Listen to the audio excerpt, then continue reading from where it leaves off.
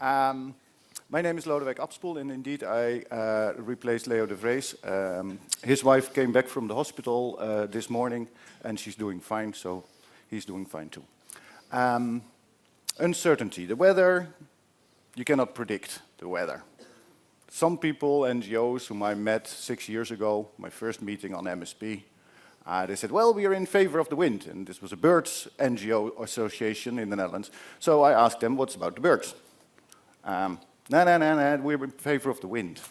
I said, well, I'm not against the wind, but we need to figure this out. Birds, bats, whatever, we find out at sea. So I must agree with Alejandro that data and knowledge is vital. But in international collaboration, the sharing of this knowledge is even more vital. MSP is dealing with uncertainty, but the process is designed to cope with that uncertainty and bring certainty as much as possible to society. I have overlooked the idea of Charles, or Bud as we call him, Ehler, and I love him dearly, but I like to bring in the human factor. And I don't think it's a public process, our maritime spatial planning. It's a politically guided, stakeholder-driven process. That's what I want to make out of it. Because without the political guidance, the public process is just a public process. It's not a party. It's not a sitting down in the bar and having a chat around about the sea. Leo de Vrees has been working for more than 10 years in our management organization and is now liaised with us as the public administration. I myself came on board 6 years ago, and we have very different views on how to deal with politics and policy. And this is great, because we get the friction needed to get better quality, and we get a bit of handover to make sure that we're there to stay. 400 years ago, a fellow country guy of mine, Hugo Grotius, started with the Mare Liberum. When we celebrated in 2009 the Mare Liberum, we stopped with having it so much mare. We started with maritime spatial planning.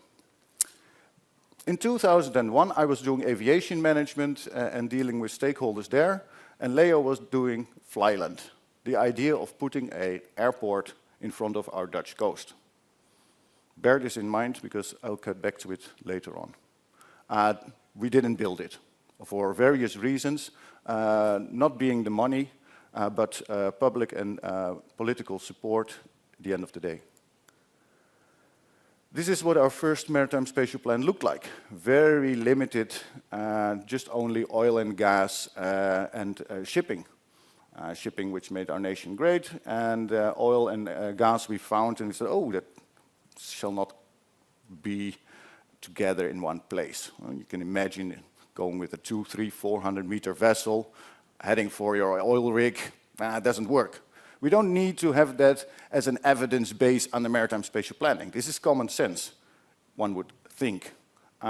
Yet again, it's handy for sailors that they have a map, that they know what's ongoing, and that society is also informed of the fact that we're doing something which is sensible and also directs a smooth and efficient sailing for our economy. So in 2005, we did the opportunity maps and figured out what's ongoing at sea. Fisheries, of course, everywhere. And then wind farms arrived around the corner. We have windmills since ancient days, and we use them to build our boats. And then we get these turbines. Nowadays we call them turbines because we had to find another word for them. 76 applications for wind farms. Even in the shipping lanes, competing with one another. We had only money for building 3 at sea, and these were still the old-fashioned small ones. It took Leo, I think, half a year of his life to go through all these documents and to sort out everything, because we had a lot of court cases. Everybody was dragging everybody to court. So he, as then from the management organization, said, policy people, please come and do something, because this is to no avail. This is, you cannot just have a sea and hand out permits if everybody is competing for the same space. At that time, somebody mapped also out how a maritime spatial planning process could look like in terms of management and policy making. I will not go over this, you can all read this back. But the message here, it's a cyclic process. Looking at the sea, re-looking at the sea, sitting around the table again, having another chat, okay, finding the common ground, not only nationally but also internationally. That's the message, and you have to put in some effort. So then we had our first policy plan, structural vision. This is somewhat when I came along and on board, and then we had a plea from people in our parliament to make a real zoning plan. That was the solution.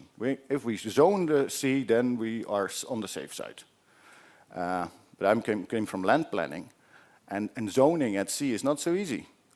Because if you zone, you have to prioritize a few different functions, and preferably only one or two. But at sea, you can easily have 10 different functions at the same spot.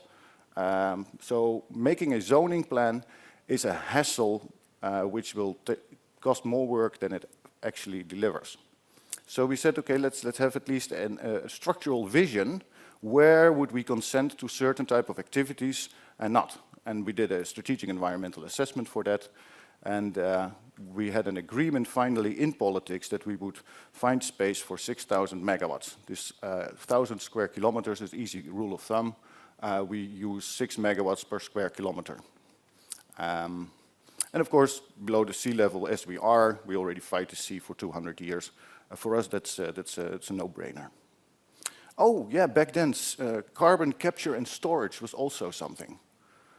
And this is also something which keeps coming back and back and back. And I'm a business economist, and I have looked into this, and I also read the directive, 900 pages, the EU directive.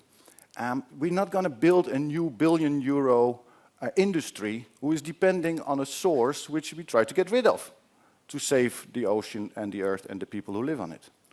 But right now, it's 2016, it's still on the planet and on the program, carbon capture and storage. Plan, do, check, act.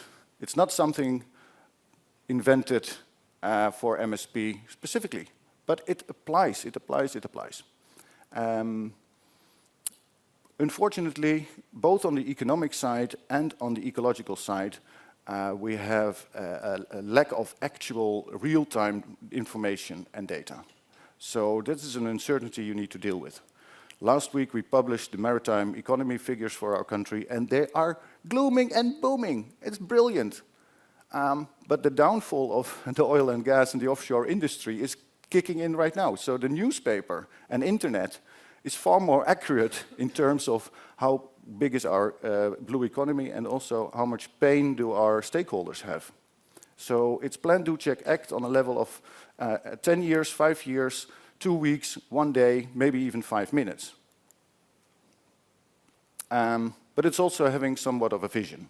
If you know together where you want to go, especially within the sea basin or worldwide, that's helpful. It's not an answer, it's not a maritime spatial plan, there's no money attached to it, not yet, it's not a real strategy, but at least it's having an agenda where you know what you want to discuss with others. It's very difficult in a cross-border setting to work on a vision altogether, and those who do, and I applaud the Baltic efforts to get something which is a coherent vision, or at least a coherent analysis of what's going on in the sea basin and what could happen. And this is our attempt for the North Sea. And then you have a possibility to twist. You play with words. You find new meanings to things. So under building with nature, we talk about food for 9 billion people and for ourselves. Okay, how can we use the mechanism of the environment, of the ocean system, of the land-sea interactions to help us? And energy transition, that's the major thing. The long-term vision we translated in a statutory policy plan, which complies with the EU directive, which is, the EU directive is a process. Huh?